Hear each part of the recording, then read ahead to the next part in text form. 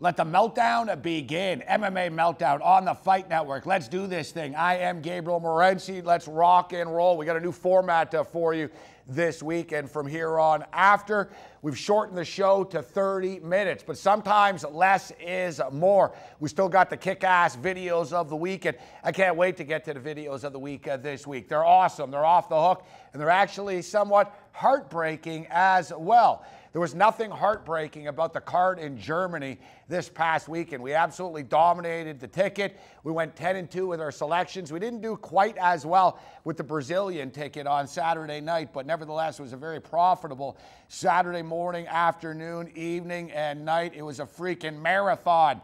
UFC Fight Night going to New Mexico. Diego Sanchez fighting in his backyard, fighting in Breaking Bad territory here. This is going to be off the hook.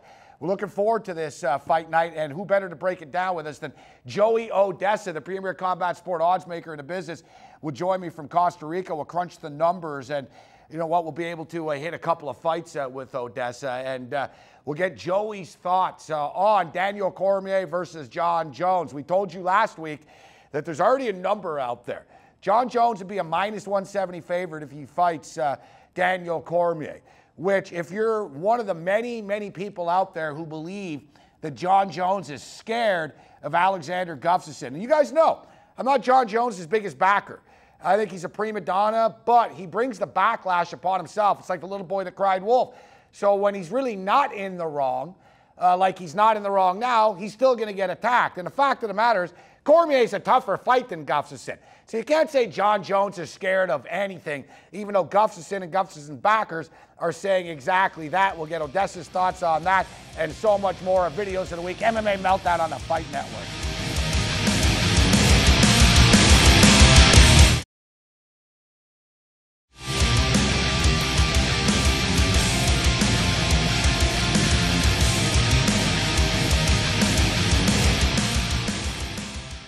MMA Meltdown on the Fight Network continues. I am Gabriel Morency. Let's send it to Costa Rica, where the premier combat sport odds maker in the business joins us. We tell you what books he sets the numbers for, but then we'd have to kill you. Joey Oddessa, it's always a pleasure. What's up, Joey? What's happening tonight, G? We're doing all right, Joey. I always look forward to our conversations. You know, we're coming off the marathon weekend of MMA and boxing as well. Multiple boxing cards around the globe on pretty much every freaking continent. You know what? It's a pretty busy weekend once again in the world of mixed martial arts and boxing. But on this program tonight, Joe, we'll focus in on the card in Albuquerque, New Mexico.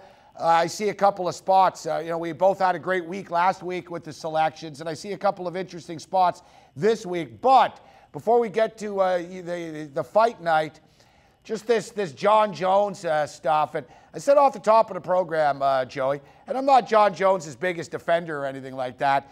He comes across as kind of douchey for the most part.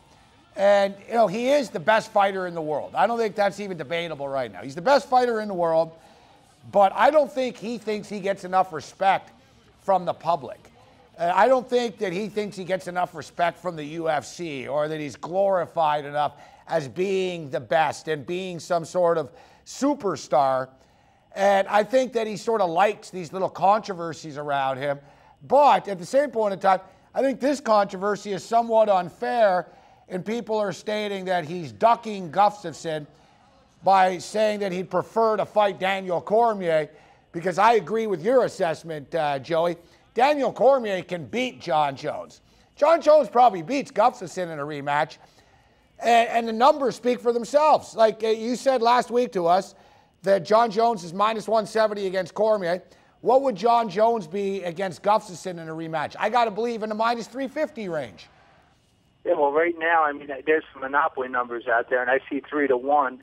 But at the same time, they open them up low. I don't see a comparison between Gustafsson and Cormier. Cormier is going to show, like, I mean, we could talk wrestling, and there's some really good guys out there I respect. And Cormier is a two-time Olympian, and he's beating up heavyweights, and he's getting hit. And Daniel Cormier is going to beat Jon Jones. I think that Jon Jones is just, you know, he's going to fight Gustafsson next. He's not going to fight Cormier next. So why not say he wants Cormier? Maybe put a little thought in the back of Dan's mind.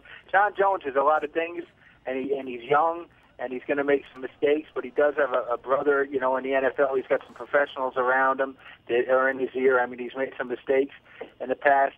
But John Jones, it's just not working for me. The whole, it's almost like a closet Tebow kind of thing. He preaches one thing, yet he does another, and he just it doesn't mesh well with the fans. Now, as far as respect doesn't pay the bills. I respect a lot of people that are poor.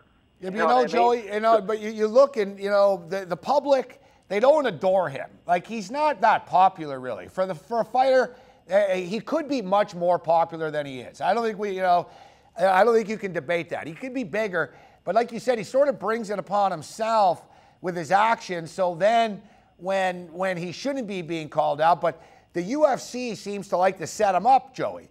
They released it. Oh, Gustafsson signed a contract. We just need Jones to sign. There are all kinds of rumors that Jones is renegotiating a contract. The UFC let that rumor go. And then just, yesterday, Dana White says, oh, the media doesn't know what they're talking about. Jones has a 5-fight deal. He's under contract. There's no debate of him being under contract. It's just he wants to fight Cormier now. So it seems like Dana sort of shares John Jones's business with the world all the time to sort of put him in corners. But I just wanted to get your take on that, Joey. But, time's at a premium. So let's dive in here to the card. We got Benson Henderson, about a 235, 240 favorite against the suplex slamming Kabilov here, Joey. I'm looking at Benson Henderson, 17-2 in his last 19 fights, both losses against the same guy in Pettis. And, the Russians coming off the win against Matcheville. One thing I'll notice about these Russian fighters, they're getting a lot of 30-27 scorecards when I'm seeing 29-28. Like, I hear the 30-27, and I'm kind of like, wow, and against Matcheville, if I'm not mistaken, Matcheville could have won that first round and the second round. I mean, it was a close fight, 29-28, but there was a 30-27 cards there. I've always been a Benson fan since he came back. I mean, he's got that external breathing tube or whatever that just makes him slide out of chokes, with the exception of, one bout, I guess it was. I don't know if marriage might have took him down a little bit, but he's been fighting before, and I like Benson here, and they're fighting, Benson's from Arizona, they're fighting in New Mexico, and Kabilov is Greg Jackson's guy, if I'm not mistaken, right? Yep. So, he's used to the altitude as well. Altitude could be a factor. I mean, it's not quite Denver territory, but it's pretty damn close, Joey. Yeah, I mean, but Benson, again, how many times has it been 5 rounds? I mean, 7 times. 7 times. I mean, it's amazing. 7 freaking times. He's 6-1 in those fights, but 7 times, Joey, that's extremely rare. So if it gets into deep territory, he's going to have the advantage in the gas tank. Yeah, there's some respectable people that are on the Russian here, but I just I got to lean towards Benson. I really do. I like Benson. I think that if he's focused and ready. I mean, I don't want to sound cliche and everything. And if the big thing is, I mean, I think he's been on a bit of a decline since he proposed and went through all that stuff. And when these guys, again, another guy that's a very, very good fighter like John Jones that gets a little. I don't think you need to mix the religion with the MMA or with the boxing. I think it kind of takes away from, and I'm not taking anything away from religion, you know what I mean? I mean, I believe in faith and whatever, you have to have faith in something, but I think it takes a little bit away from his mystique and his ability. I mean, people like the Floyd Mayweathers of the world, the badasses that, and I had to get my Floyd plug in there because he can't get into the UK on a visa, which is ridiculous to promote the Khan fight, but that happened. But no, I think that Benson is highly underrated. Benson's a badass, without a doubt. And you know how the MMA world is, and people have bet on it, the general public. If a guy loses a fight or two, it seems like it's multiplied. Like, oh, Benson Henderson's not the same fighter that he used to be. He only lost to Pettis, and as you mentioned, he wasn't himself, and I totally agree with you. I don't know if he got soft, he got a little bit of money. That's why I wonder about Moraga as well. Is Moraga still the hungry gangster from the streets of Phoenix? Now that he's got a couple of bucks, we'll get to that in a second. Diego Sanchez hasn't had the best of runs in the last 2 years or so. He got the win against Gomi. He's had some tough losses along the way. but you know he's going to give 182 freaking percent, Joey. 11 straight fights have gone 3 rounds with this guy. So back in 2008. Yeah, you know, if you're Ross Pearson, you know you're in for a freaking war. And I look at Ross Pearson. Pearson isn't going to try to take this fight down. Pearson is, the typical British boxing type of mixed martial artist. Not great at anything. Tough guy, good chin, tough guy. Sort of plays into the hands of Diego Sanchez. And I've lost quite a bit of money picking Diego in the last couple of fights. Hell, I took him against Miles Jury, and that didn't work out very well. But here we got Diego. There, though. Miles is, 14-0? Yeah, Miles is a badass, but we got Diego fighting in his backyard. How important is this? He's a hungry fighter. He's desperate for a win.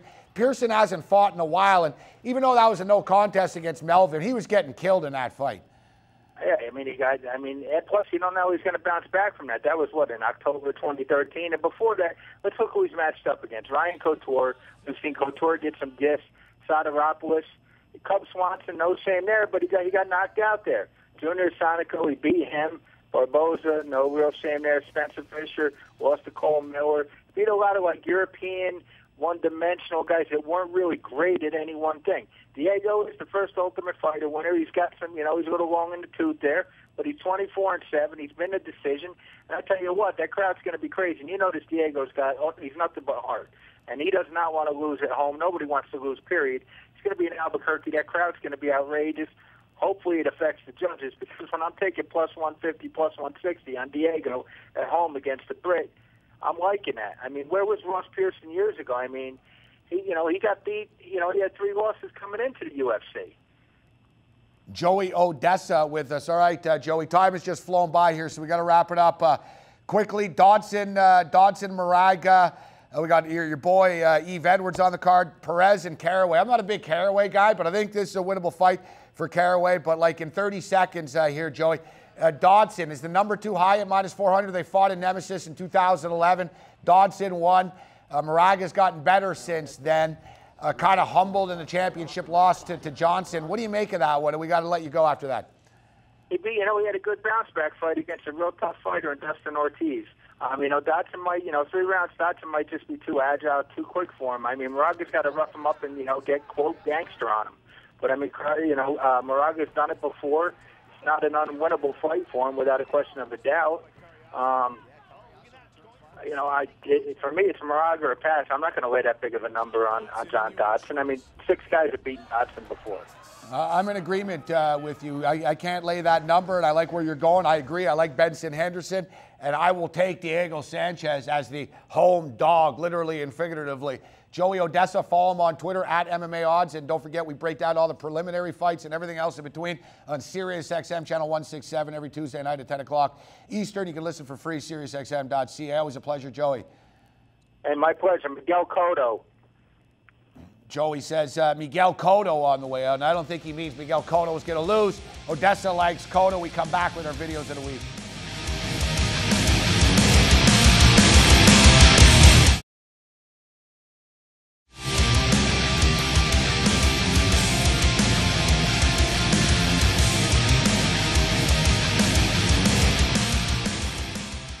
Time for our videos of the week on MMA Meltdown. I am Gabriel Morency. Thanks to Joey Oddessa for joining us on the program. And I am in agreement. I like Benson Henderson to get it done. I like Diego Sanchez to get it done. And, the undercard's a little bit trickier. And we've seen there's been some dogs have been cashing as of late in the mixed martial arts world. Log on to sportsragetv.com on fight day for all of my final selections, including from the boxing world as well, in which we'll start off with our videos of the week. Now, here's Adrian Broner deciding to be a nice guy. He's driving around the streets. I believe it's Las Vegas. And he sees a homeless dude, and he figures, you know what? I'm going to hook this homeless guy up and make his night. My man, come on, let me.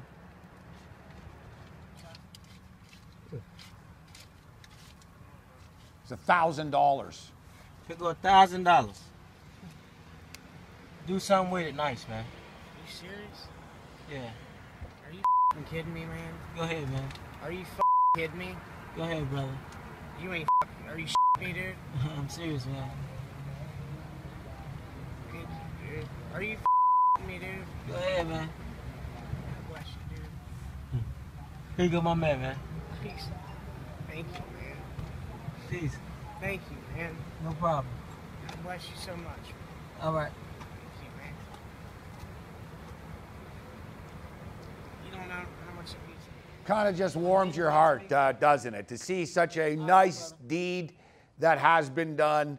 Yeah, $1,000, $1,000, man. Yeah, even if you got money like Bronner does, $1,000 yet, $1,000 can help a guy get off the street. And you know, you figure that this guy's life actually was improved because he received $1,000. Well, somebody caught up to this guy basically about 2 days after Adrian Bronner gave him $1,000. And it's like, oh, we just want to talk to you. We just want to talk to you. So I took off running.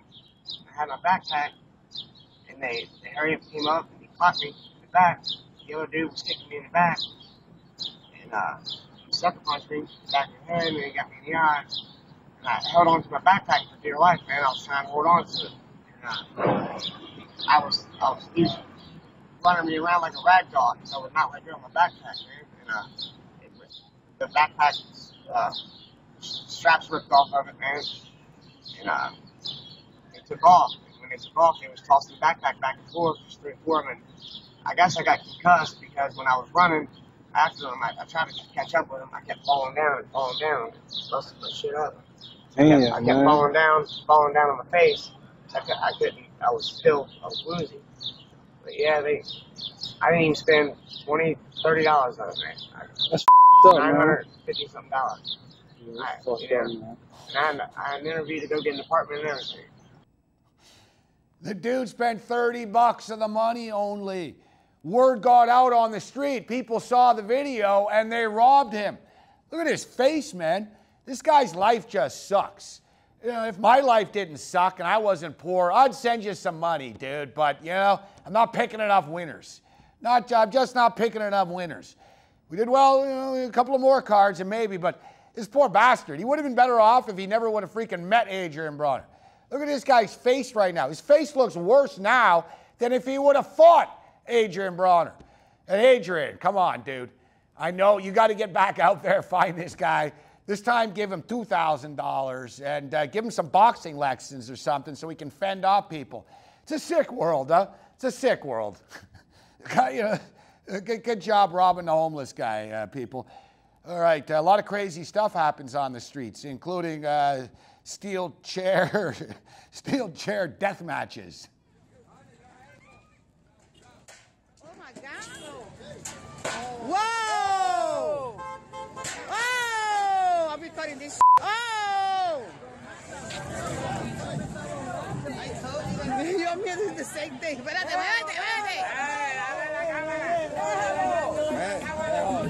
Here come the referees. There's Mergliata.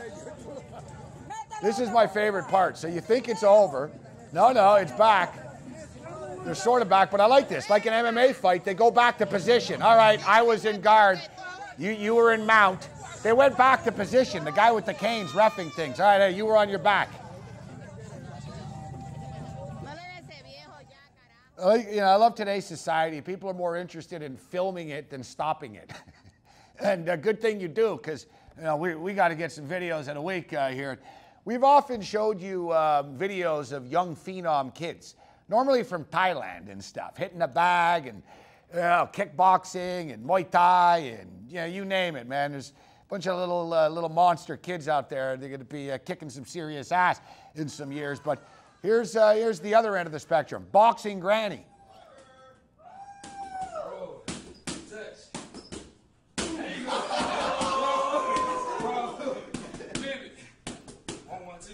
She's got the same body shape as Roy Nelson.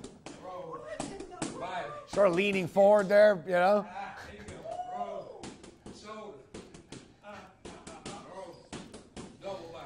Hey, I tell you what, don't try to rob this lady and take her purse. Oh, you know, somewhat slow motion, yet she had a little bit of power there. She had a little bit of power. I'm blown away by the boxing stuff with Bronner and the kid getting ripped off, but I just love the fact that the guy went back on his back in guard and Buddy mounts him again. Buddy with the cane. All right, start over again. Start over again. All right, we'll come back and wrap things up. MMA Meltdown on the Fight Network.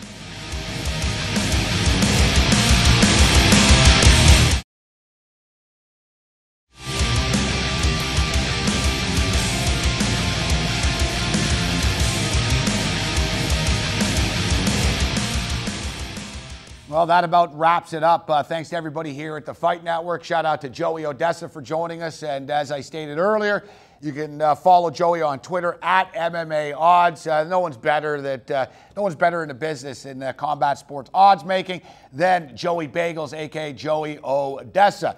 As both me and Joey agreed on, Benson Henderson is going to get it done. The guy's 17-2 in his last 19 fights. His only 2 losses were to Pettis.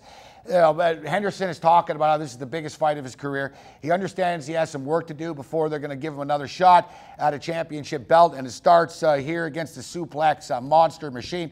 As Oddessa alluded to, Masvidal was hanging around with Khabibov. I like Benson Henderson to get it done, but I'm all over Diego Sanchez here as an underdog. Plus 160, it's even going up. Money's coming in on Ross Pearson. I'm going to throw out the records from the last couple of years. You look at Diego Sanchez, he's lost to tough dudes, man. That fight against Gilbert Melendez, did he win the fight? No. Melendez was the clear winner, but Sanchez got a couple of shots in there. And Miles Jury, no shame in getting messed up by Miles Jury. I like Diego Sanchez as an underdog, fighting in his backyard a lot. Don't forget, check out sportsragetv.com. That's sportsragetv.com. Saturday afternoon, you'll have all of my UFC picks, and I give a ton of totals, and we've been tearing it apart. Other than that, you're on your own. Later.